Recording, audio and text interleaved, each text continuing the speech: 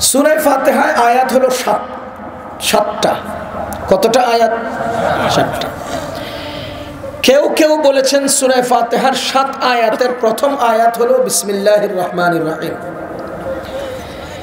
কেউ কেউ বলেছেন না, বিসমিল্লাহির রহমানির রহিম প্রত্যেক সূরার মতোই সূরা শুরুর আগের আলাদা একটা আয়াত, কিন্তু আয়াত শুরু হয়েছে আলহামদুলিল্লাহি রাব্বিল আলামিন থেকে।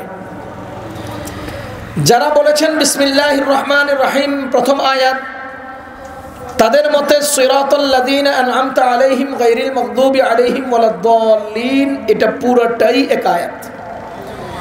যারা বলেছেন সূরা ফাতিহার আলহামদুলিল্লাহি রাব্বিল আলামিন থেকে আয়াত শুরু, তাদের মতে সিরাতাল লাযিনা আনআমতা আলাইহিম এক আয়াত আর গায়রিল মাগদুবি আলাইহিম আলাদা আয়াত, এই হিসেবে 7 আয়াত। মূল কথা সূরা ফাতিহায় আয়াত হলো 7টা।